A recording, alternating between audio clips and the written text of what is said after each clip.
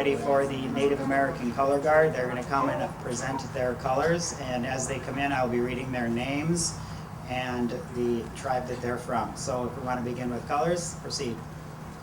First from the Mohican veterans is Bob Little, Eagle Staff. Next is Barry Duffick, Tribal Flag. Next is Larry Hill, Veterans Flag. Followed by Ho-Chunk Nation, Ralph Snake, Eagle Staff. Donald Greengrass, Ho-Chunk and Tribal Flag. Richard Snake, Post 129 Flag. Finally, the Forest County Potawatomi Post, Jason Jackson. Followed by J.R. Holmes.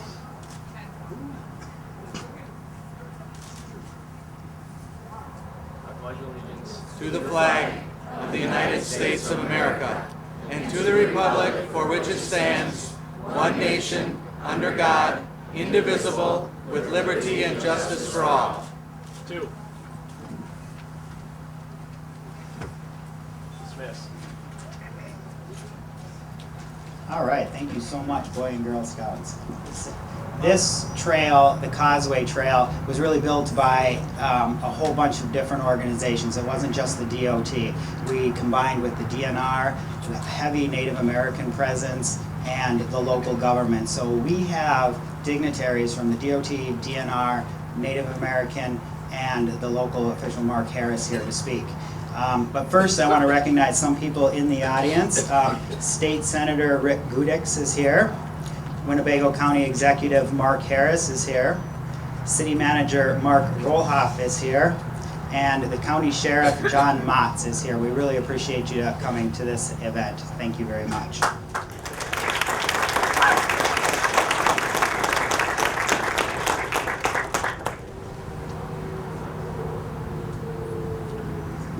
One other VIP that's here, John Casper.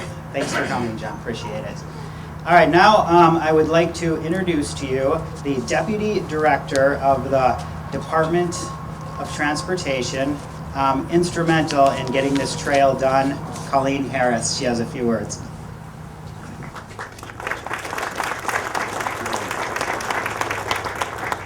Good morning, everybody. I am really happy that it did not rain today.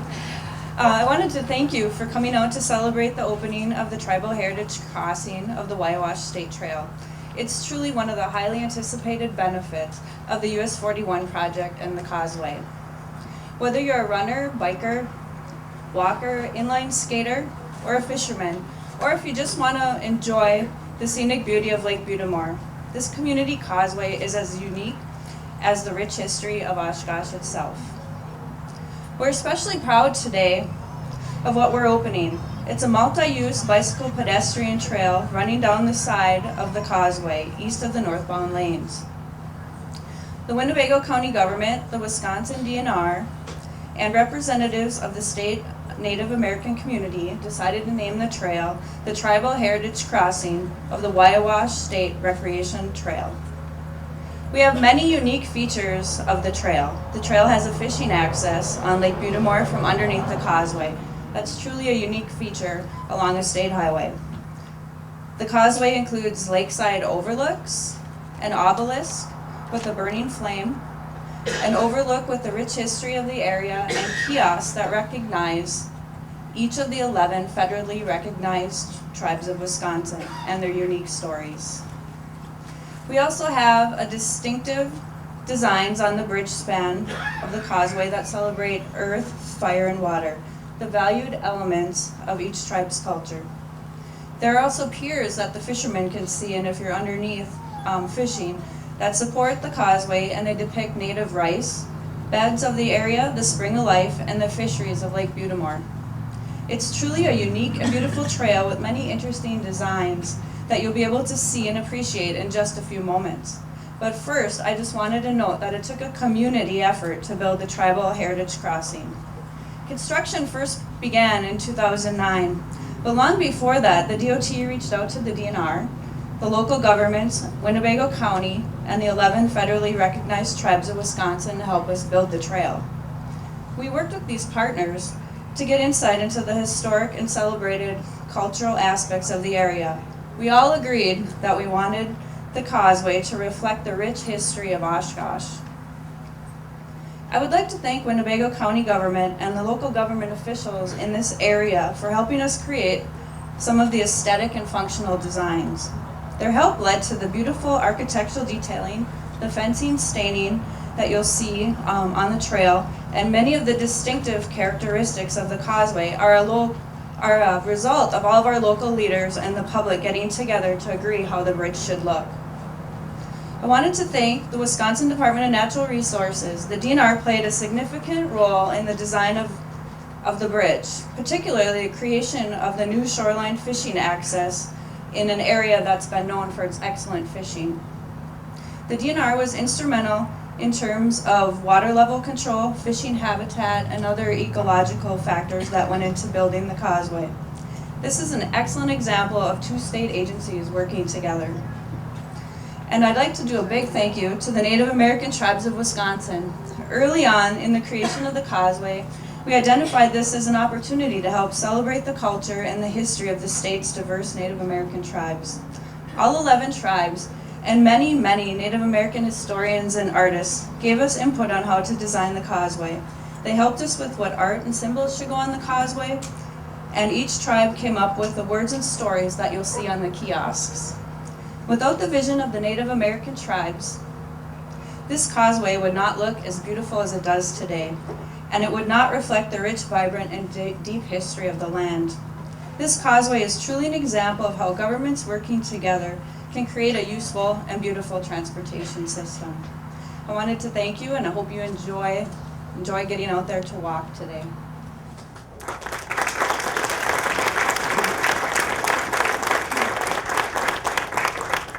Thank you, Colleen. Appreciate that. I want to recognize a couple more people in the audience that are here with us today that were really instrumental.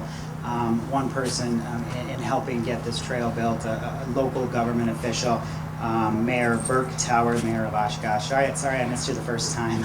I was looking over here. And I also want to recognize little Miss Oneida that's sitting over here. Next, I'd like to introduce our second speaker, instrumental in creating this trail, Gary Hansen. He is the DNR Trail Director.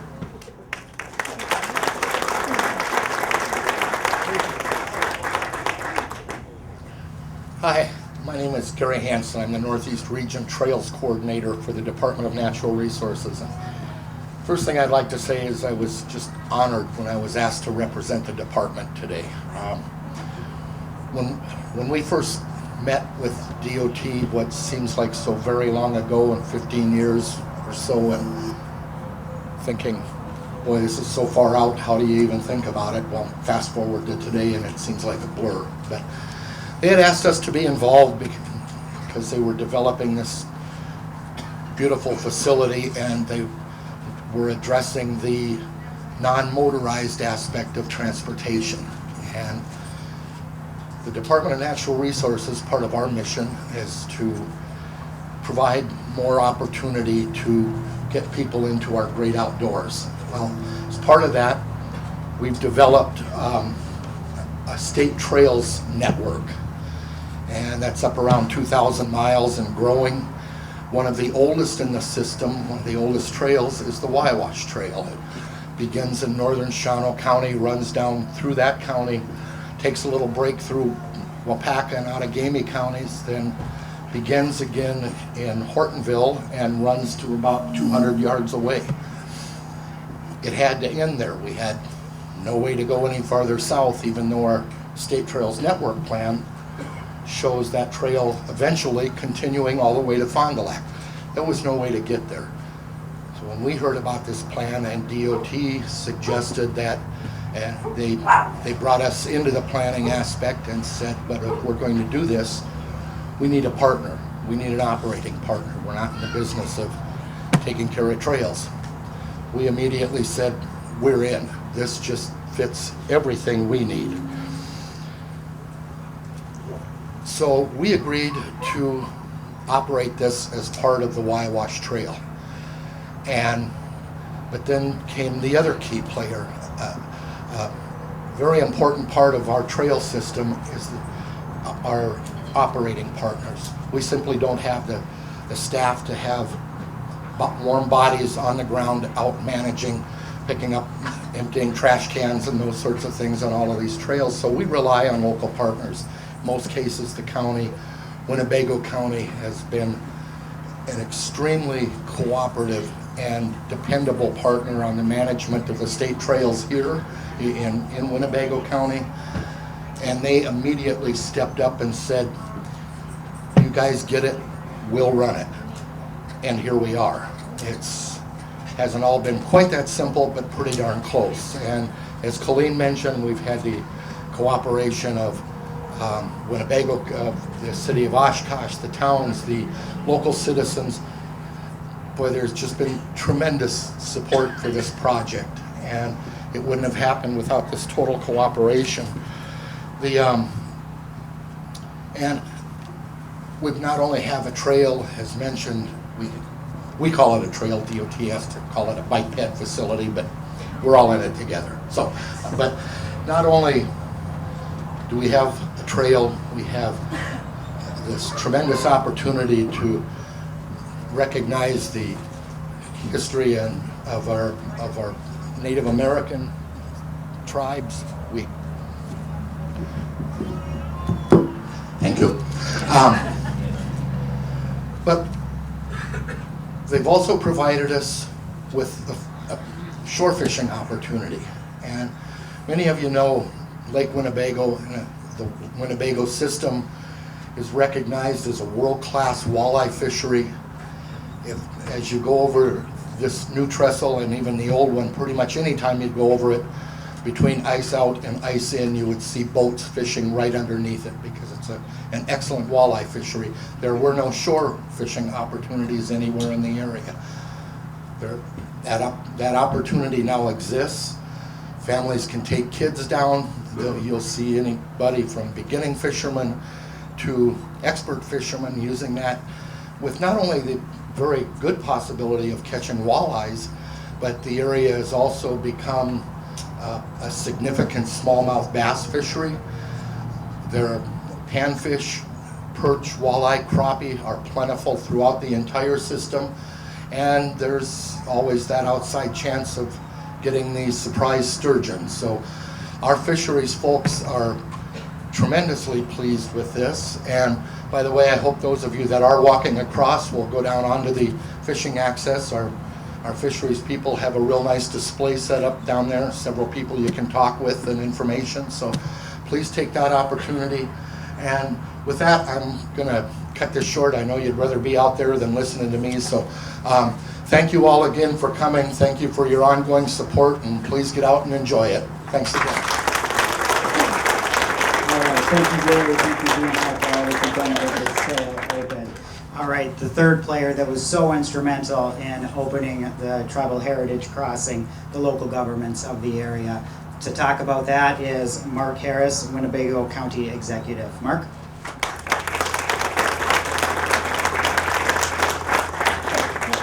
Thank you. Winnebago County is really proud to be part of this, to be involved with the Tribal Heritage Crossway of the Lake Butte Causeway. I want to take a moment to introduce some county board members who've played a greater role in agreeing to maintain the trail. And I've seen several of them here. I may miss some that are here that I haven't seen, but Park Director Rob Way, Board Member Jerry Finch, who's the chair of the Parks Committee, Tom Konetsky, Larry Lautenschlager, Bob Warnke, and Mike Norton. I know they're all in the audience. There may be some other board members out there as well. But the county is so pleased with the Department of Transportation and the DNR and what they've been able to accomplish, and that we're getting to participate with them. And what's not to like about this? This is a recreational trail that's going to be excellent for health. It's got markers that make it a very important educational asset, and one that recognizes the importance of the Fox River to the indigenous people from this region. It also has markers for all 11 of the recognized tribal groups in the state. It provides additional recreation with fishing areas, and it also may add to tourism, which is always something government thinks is important. I think this is a significant enough addition to the WIOWASH Trail that there'll actually be a form of tourism, people coming here just to walk across this tribal crossing. So once again, Winnebago County is very pleased and proud to be part of this, and I'm very pleased that so many of you came out to this opening ceremony. Thank you. Thank you, Mark. And thank you to all the local officials and really the local public who helped build this trail, because you know, when we were in the design phase, we brought ideas to the public and had them comment on it, and a lot of the ideas from the public in this area were adopted into the trail plan. And speaking of the trail plan, all these kiosks, all the beautiful artwork, there's one gentleman that was instrumental in designing it all.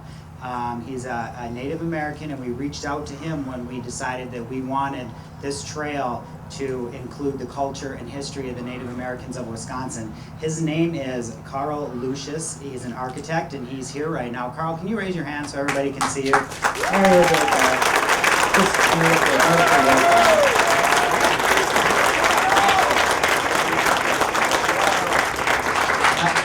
Another man real instrumental in just the landscaping and bringing out the beauty of the area was our architect landscaper. It's Tom Kinchy. He's from HNTB. Tom, where are you? Raise your hand. There we go. Thank you, Tom. Now for our keynote speaker. You know, like I just said, like all the other speakers said, we really reached out to the Native American community, and they were very responsive. All 11 federally recognized tribes had a hand in designing their kiosk and the copy that went into what's on their kiosk.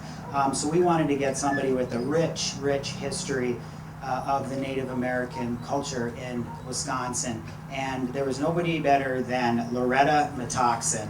Loretta has been on 6 different national offices representing Native American. She has been with the Oneida tribe for 46 years working as a tribal historian. Also, she has 13 kids. That in itself is amazing. Loretta, why don't you come on up and say a few words?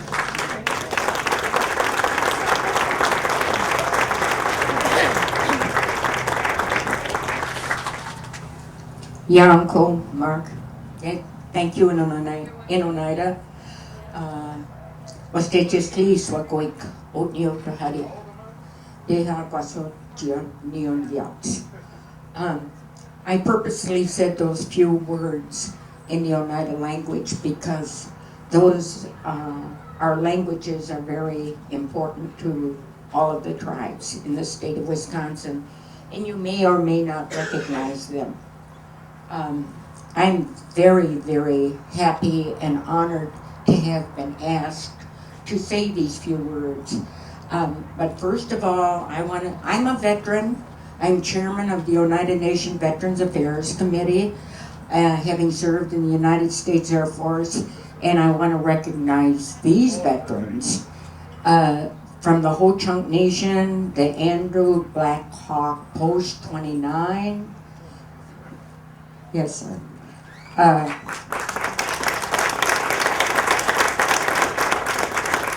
The Stockbridge Muncie Post from Stockbridge, and I believe we have some. Do we have some from Black Flambeau, Forest County, Potawatomi? Yes, sir.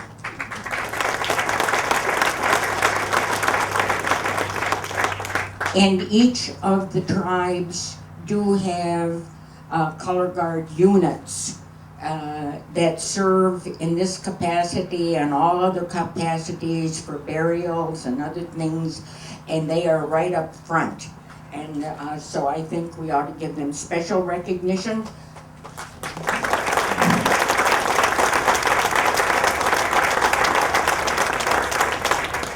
And for you, those of you who do not know, these are Eagle staffs. Every unit has at least one Eagle staff and sometimes more. And those are special honors too. The eagle is a sacred bird recognized by all tribes across the United States, and there are 566 tribes. And so there are eagle staffs, and each one of those eagle feathers recognize someone or some event, something. They are purposeful, so that we always have the Eagle staff, and the Eagle staff is brought in and leading in all the other flags. So yeah, I'll go for that. I wanted, you know, you could talk for a couple of hours on each tribe, and I think they gave me 10 minutes, but that's okay. We could say a lot in 10 minutes. The Menominee tribe is indigenous to the state, having been here from time immemorial.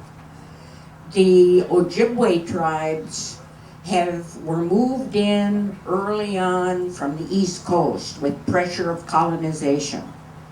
And so there are the 6 Ojibwe tribes, mostly in the north.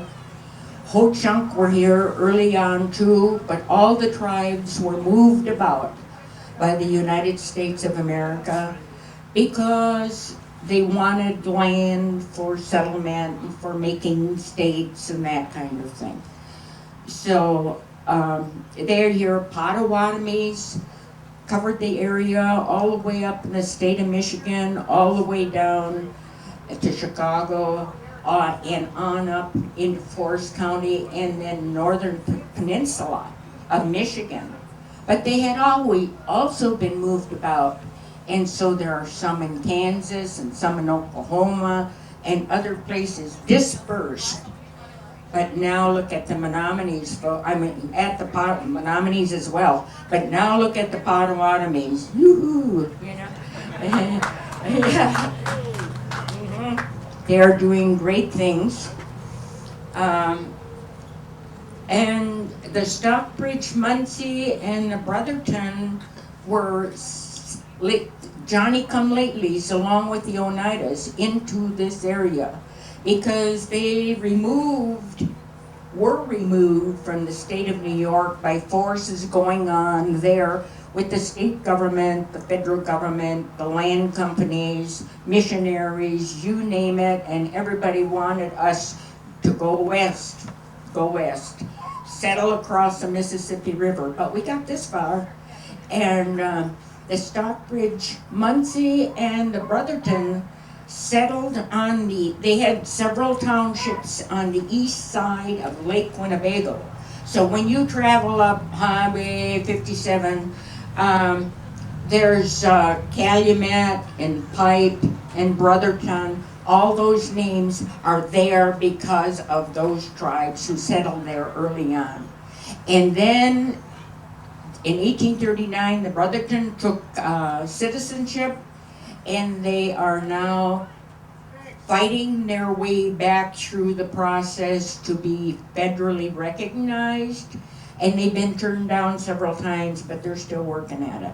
I think they're going to introduce legislation into the Congress and the House and the Senate whenever they get settled down. Who knows when that's going to happen?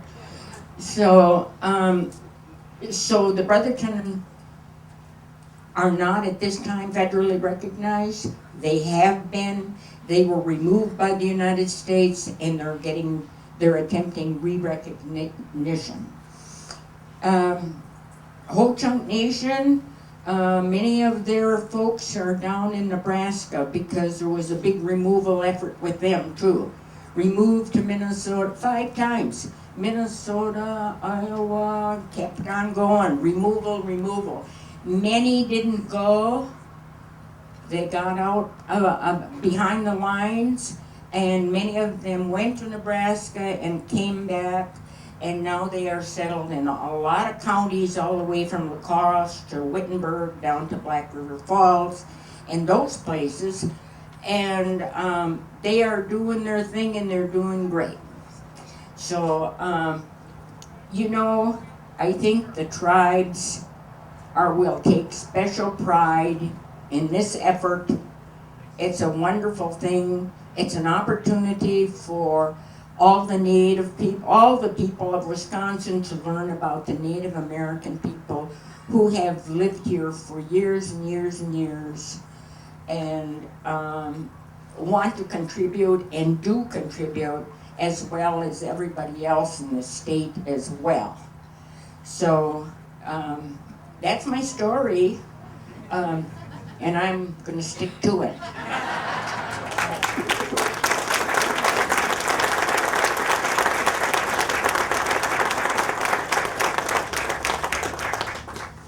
Yanko, Wiouwash. Thank you so much for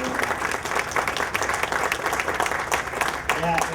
Yeah, in just the short time that I spent with Loretta setting up this event and everything, and some of the stories she told me, and just some of the knowledge and the history she has of this area and the Native American culture were just fantastic. And at this event today, obviously we have a lot of different Native American tribes here.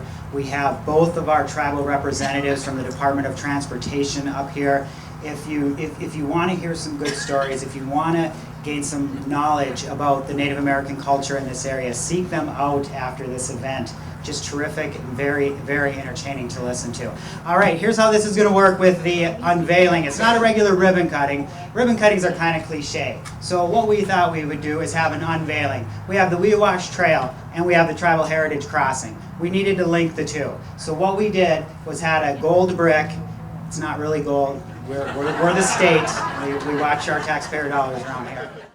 All right, now this part is very important, okay? As soon as we do the unveiling and we get some pictures and we get some video and clapping, everybody has to part the trail right away because we have the Tour de Titans coming through. They're going to be the first ones legally on the trail. And if you could all clap as they go through, because we really, really appreciate WIOWASH, getting them, taking them and loaning them to us for this opportunity, okay? So on three, you kids are going to pull it back, okay, and unveil the linking stone. The trail's officially open. 1, 2, 3.